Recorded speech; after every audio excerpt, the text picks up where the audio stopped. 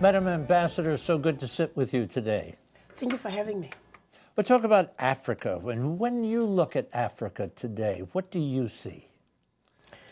I see an amazing continent, a continent that is endowed with everything and anything the world could ever need. I see a continent that is full of hope, a continent that has some of the most incredible, resilient people I've ever met. When you really honestly look at what Africa and its people have been through, most other ethnic groups would be extinct by now. But we are resilient. We are human beings who are just so committed to survive against all odds. But nonetheless, we are waking up. We're also a continent that's been sleeping. Let me say, we were put to sleep. We were awake, and then we were put to sleep. Now it's time that we wake up back to our greatness again. What is the damage that has been sustained because of colonial rule and apartheid?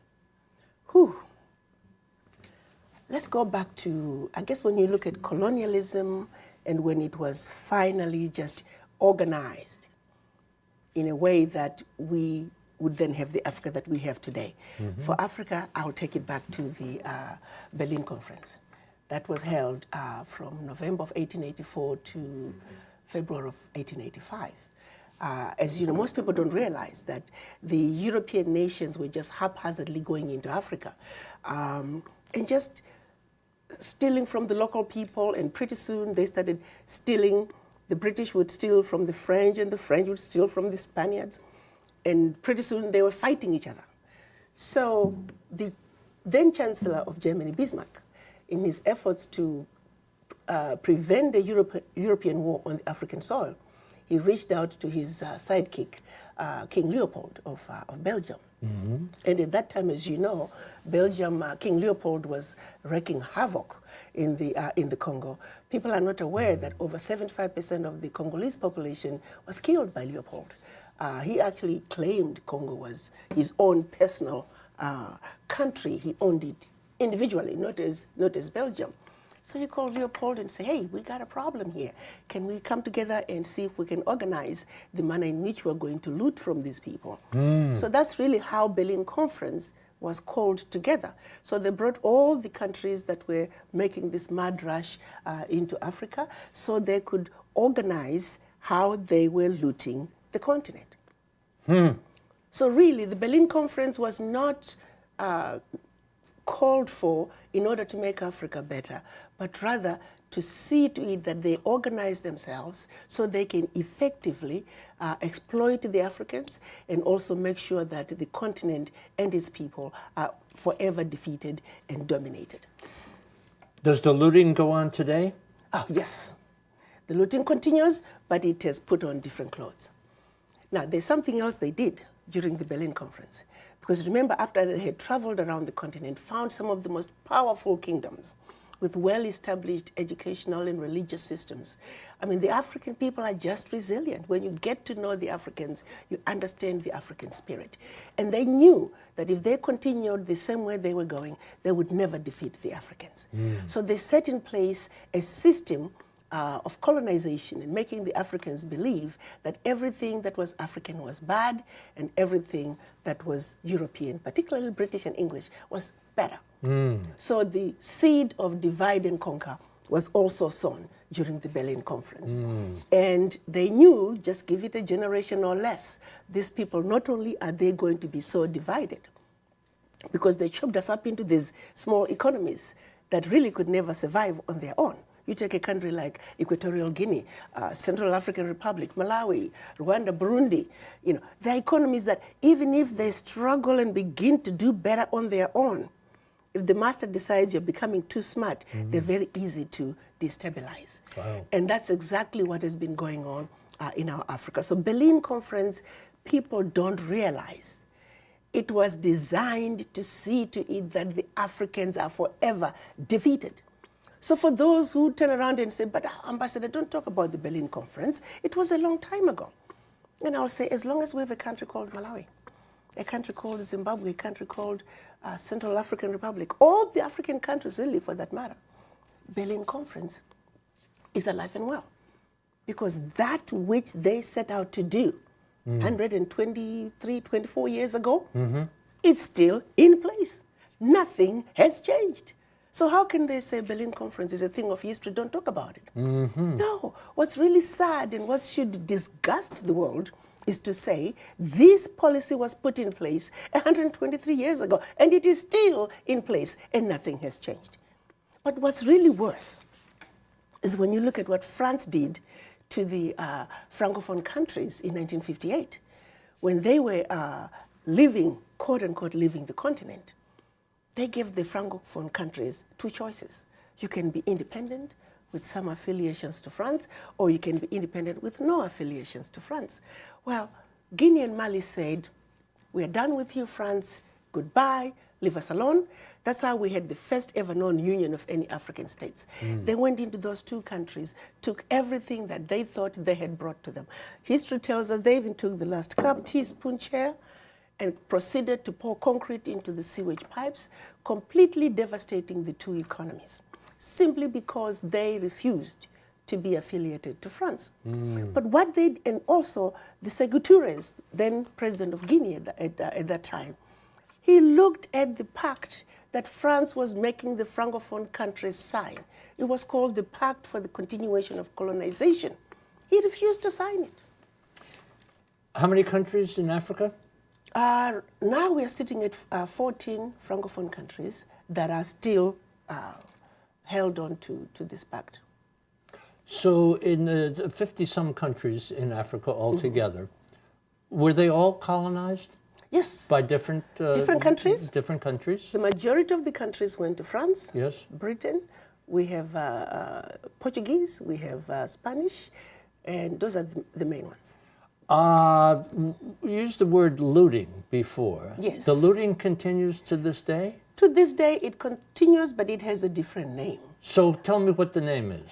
Well, the exploitation of Africa continues. Again, let me go back to the Pact for the Continuation of Colonization, which is the biggest one. The Francophone countries were told because we brought you the idea that you can sit at a table and eat with a fork and knife, we brought you tea, we built some roads and told you about going to school, we're going to call that colonial debt. So there's a fee for that and you need to pay for it. They were also told that you must speak French as your official language, and it must be your language of instruction in schools, and we will be the one to design your educational system. And then also, your money, 85% of your bank reserves, you will keep them, you'll deposit them with the French bank, and we will take that money and invest it in the French stock market, but we don't have to tell you what the returns are on your money. So collectively, all the Francophone countries that signed that pact, their funds, the 85% of their bank reserves, are invested under French name. Got to hold that because we're getting behind on a little break. We are talking with the ambassador who represents the African Union here in the United States. And Her Excellency is giving us an amazing look inside Africa back then and today. Sit tight. This is America and the World. This is America and the World is brought to you by Whittle School and Studios, the U.S.-China Education Trust and F.Y. Chang Foundation, guided by Julia Chang Block, President, the League of Arab States, the Republic of Haiti, the Rotendaro Family Trust, Japan, History, Hospitality, and Advanced Technology, Sharing Tomorrow, the Forerunner Foundation, dedicated to forward-thinking public policy, and the Embassy Series, uniting people through musical diplomacy, presenting international artists in diplomatic settings. Madam Ambassador, about 50 countries little bit more, 50 countries? 55. 55. Population of Africa? 1.27 billion. 1.27 billion people. Give me a couple of success stories. Success stories, we are having increased rates of literacy. We have many African countries that are increasing their GDPs. 6 of the top 10 fastest growing economies in the world are in Africa. So there's a lot of good news coming out of Africa. But again, because of this same strategy of branding Africa as a diseased and dying continent where people are constantly at war with each other, people are not seeing the good news out of Africa. So what are the myths? What are the myths about Africa? Just name 3 things that we should get in our minds that when Africa is in the conversation or Africa is in the news, that we should be thinking about. 3 myths. 1, Africa is the richest continent on earth by far. Hello? Yes, no continent comes even close. 1. 2, we are all Africans because life began in Africa. Life as we know it, I can tell you, my brother, right now, you do your DNA testing, I can tell you a good 50% of you is African. We are all Africans. And thirdly, Proud to be. proud, thank you. Thank you. Thank you. And then thirdly, I want everybody to know about the wonderful news coming out of Africa. Remember we were talking about the Berlin Conference, how we were designed to fail through these little countries, we were divided up? Well, guess what? Game is over. April this year, we saw our leaders come together and signing the African Continental Free Trade Agreement. Yes. Yes, so we have 50 countries that have already signed, and we're going through the process of ratifications. We only need 22 of the 50 to ratify. Already we have 10 ratifications deposited with the African Union. So free trade agreement in Africa. In Africa. For African countries. We're going to negotiate as one bloc.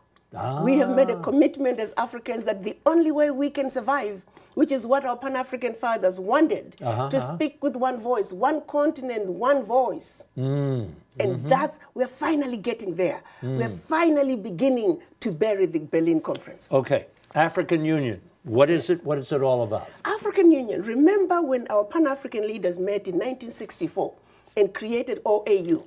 It was during that wonderful Organization of African Unity. That's when Kwame Nkrumah proclaimed Africa was for the Africans and African Union now.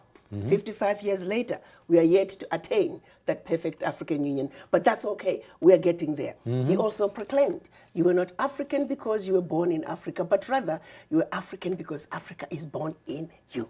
Now, this is the most beautiful part. Yes. Nice. As I've lived in this country, I've met many people who may never have been born in Africa or never have even set foot in Africa, but they have Africa born in them. So I see a lot of brothers and sisters who may not look like me, but they're definitely Africans.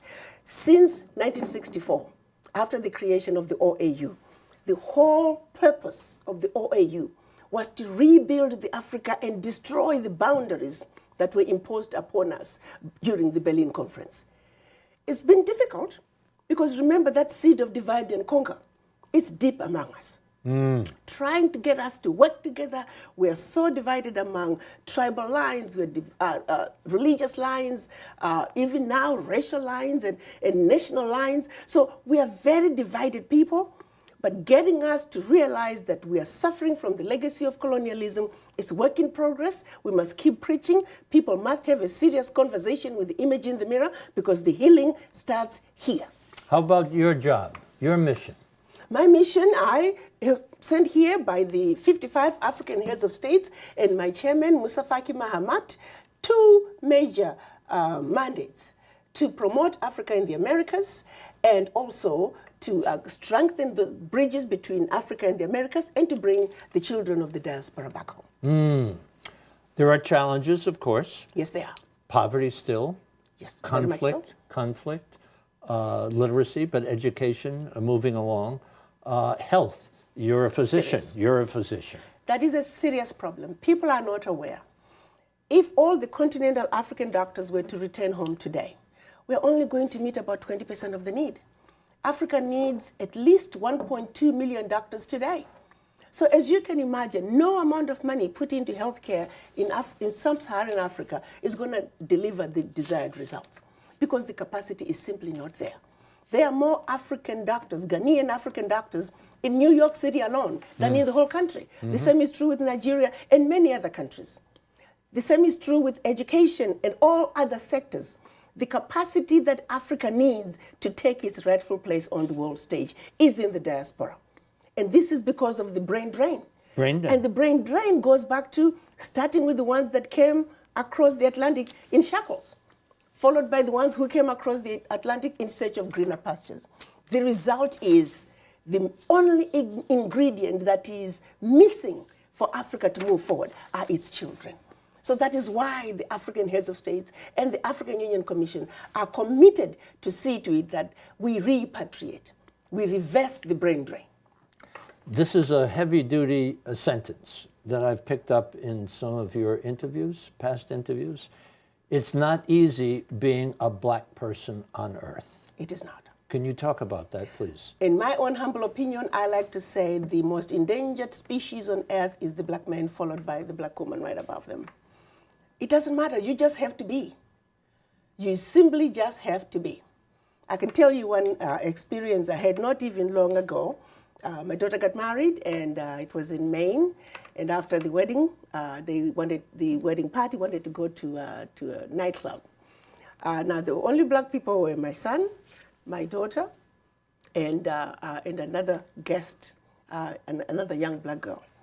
Anyway, and the rest, she married a white guy, so the wedding party was his friends from high school and college. Well, the young kids were already drunk. So when they were trying to get into the nightclub, there were about 15 of them, and the police were called.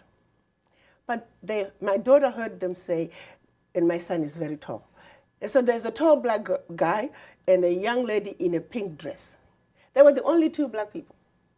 And when the police came, they wanted to talk to those two. But the question is, they're all here. So fortunately, one of the brides maid, she's a newly graduated Harvard lawyer, and she walked right up to the police and say, "I want you to know I'm a Harvard lawyer. I have you. I'm recording you. Go right ahead." So the police completely changed their demeanor. Sure. But what was called in were the two black people. Sure. They were not even drunk. It's the rest of the party that was drunk. But so you don't have to do anything. Sometimes you just have to be. Yeah. Just be yourself and you're in trouble. But really what gets me mad is, even on the continent, we get abused on our own land simply because of the color of our skin. So it's really something that I would like for people to stop and think about. When are we going to be free as black people? I want to insert one other thought into the conversation. And what we're talking about now is very important.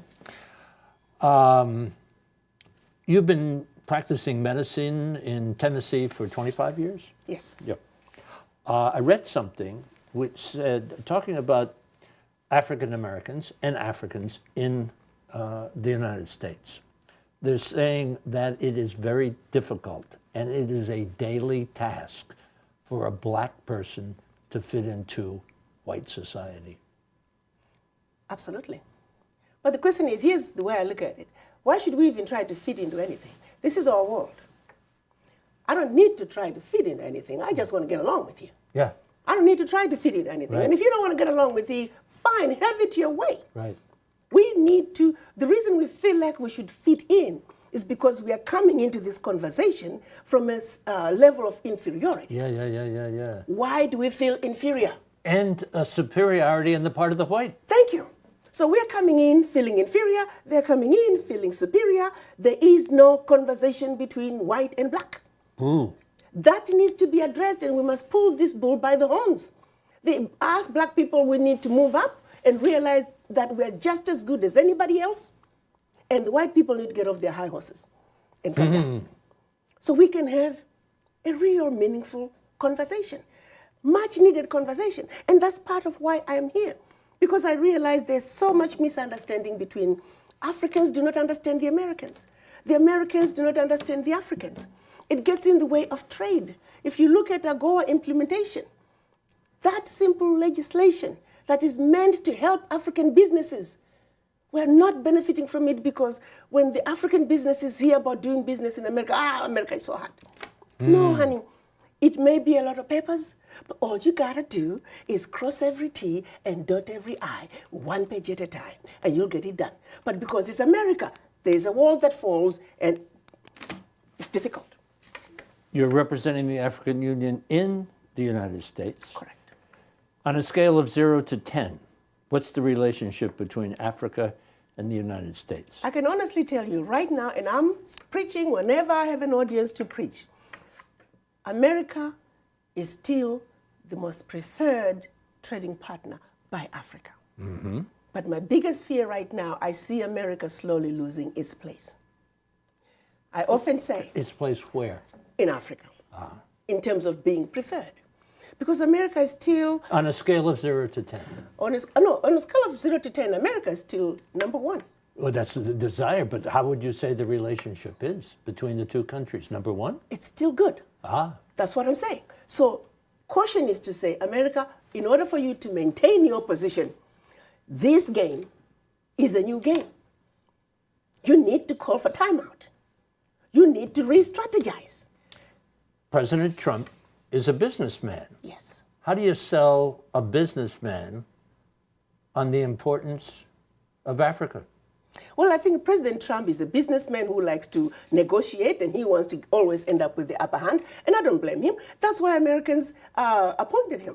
He is there to come out with the best deal for America, period. Mm-hmm. Mm-hmm. And he wants to get that deal by any means necessary. We, the Africans, must also stand up and realize that if you're going to negotiate with America, you better be on your P's and Q's. You must have all your antennas up and be ready to fight, because the Americans are not going to come in and let you just beat up on them.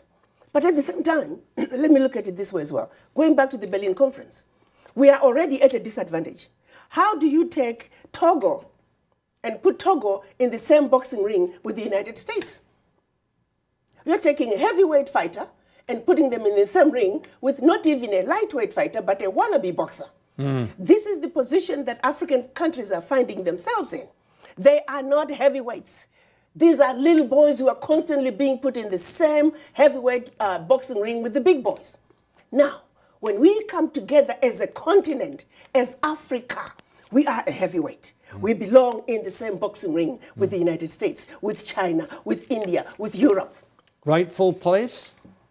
Going for the rightful place. Rightful place, because right now we vacated that place and others have been taking that place.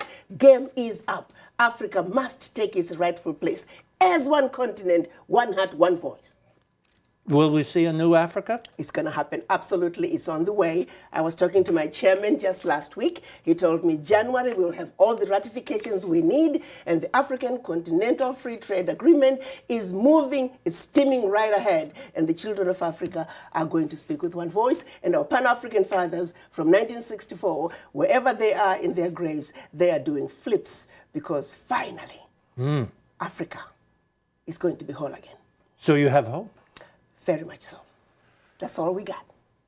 What are we missing